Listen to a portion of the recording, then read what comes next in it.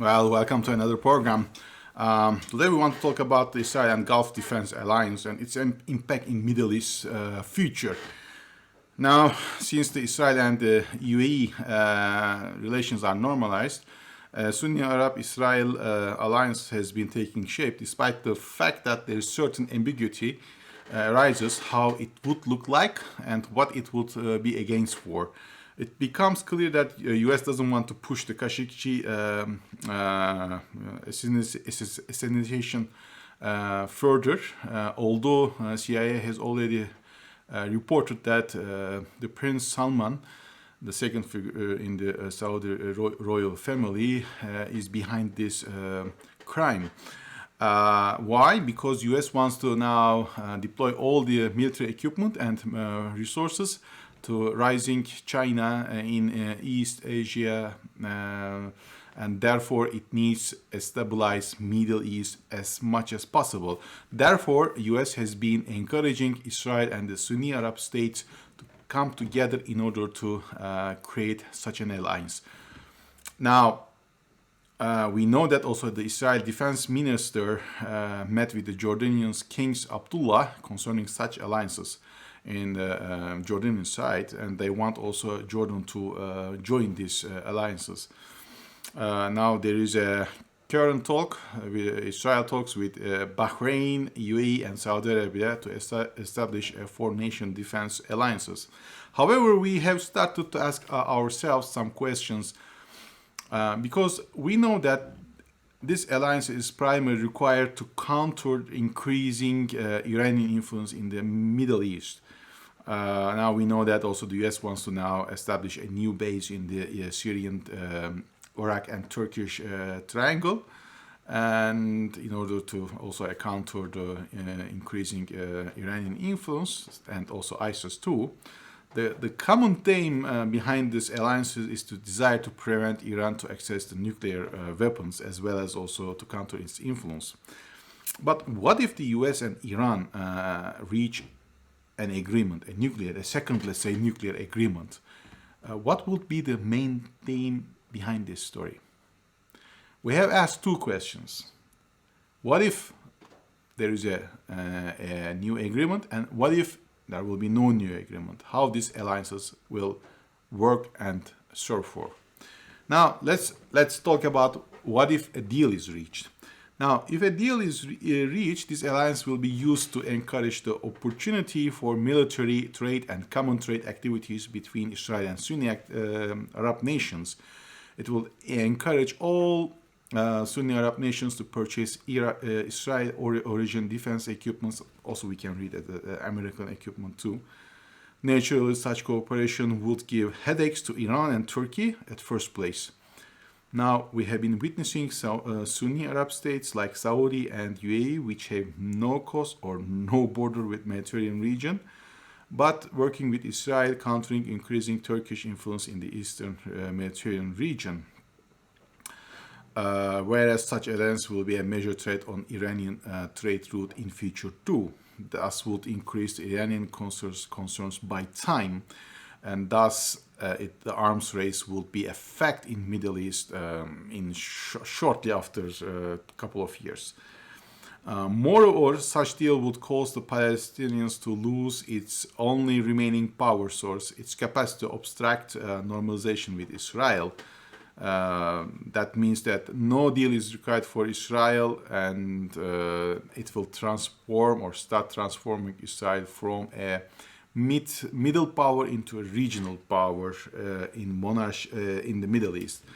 More, Egypt will lose relative power capabilities against the Gulf monarchies, since the Sunni Arab nations will have direct ties or links with Israel.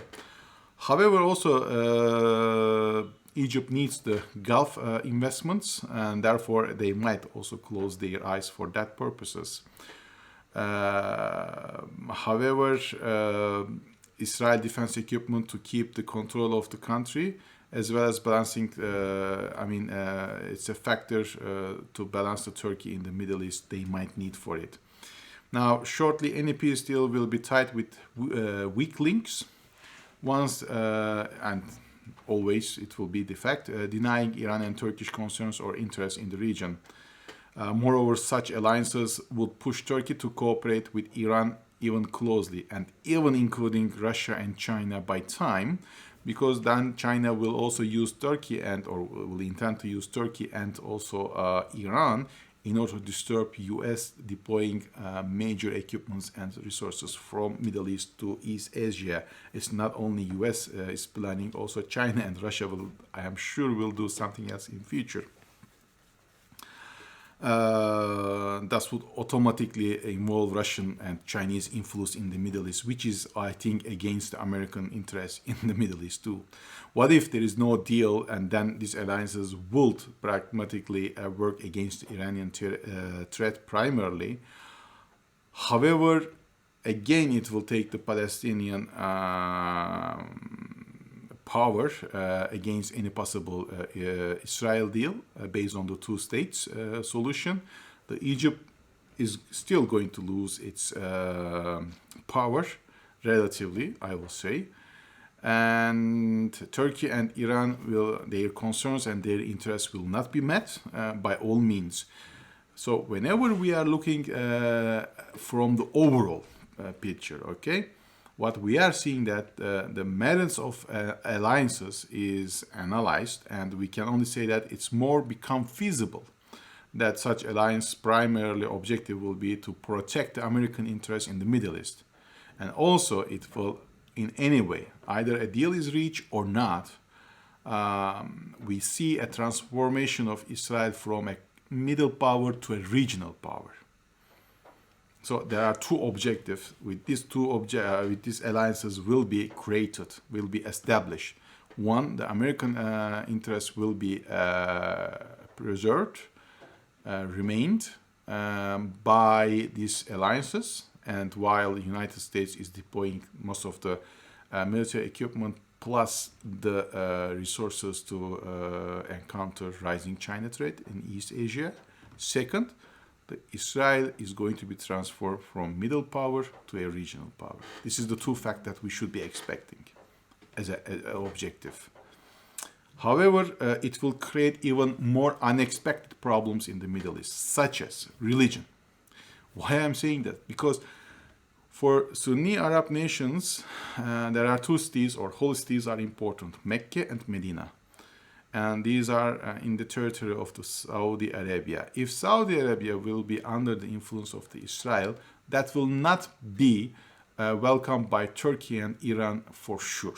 Even including Indonesia, which is the East Asia also country, and it will not be also welcomed there. This is nothing to do with Israel or other things, but it is something about the whole. They want this Saudi Arabia not to be under an influences of any other countries. Protection of American is another thing, but being under the direct influence of the Israel is another thing. Therefore, it will not be welcomed by Turkey, Iran, or any other Muslim nations in the world. Therefore, automatically, Tehran and Ankara will use this case in order to bring the leadership of the Muslim community or Muslim countries globally, and that will put direct confrontation with Saudi Arabia. So this is going to, or this is likely to happen. This is an unexpected, it will be an unexpected, I will say, outcome of these alliances, and we should expect that. And once it's going to happen, we see that in any cases, an arms race will start in the Middle East. Turkey, we know that is now started to produce its own military equipment, despite the fact that Turkey depends on the high technology ends from either Americans or European. But by time Turkey expect to close this gap, and in one of our coming programs we will talk about this, especially F-35 upgrade or modernization program, which is now going to carry F-35 to 2040s, where Turkey now, I think it's the first time I see something, at least realistic date from now on to 20 years, that Turkey is going to produce its own national air jet and then replace it with F-35. So, but we will talk about this in one of our next programs. But also in both cases, we see that Turkey and Iran is going to be in closer to China and also Russia, which it means that both countries will have an influence in the Middle East, and that's not what the US wants to have it. Therefore, when I am looking at these alliances, I am not very sure that these alliances is a solution for trade or security and stability in the region. Because why? Because we see a reason to keep the tension alive between these, I will say, new alliances or new rivals. So really, a kind of these alliances is going to create more problems than solutions. Unless it will somehow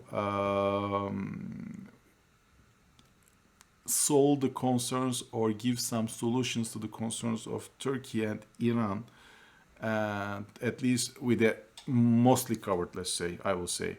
Unless it's not mostly covered, that's going to be a real problem for the Middle East. And that will keep United States fully devotion to, let's say, encounter the rising China threat in the Eastern Asia. So let's see how this is going to develop, and we are going to give our insights after a while. So wherever you are, please subscribe to our channel, and if you like this video, please, there's a like button underneath the screen, please press on it, and also subscribe to yourself to our channel, and wherever you are, please stay safe and healthy. Have a nice day and see you next time. Bye.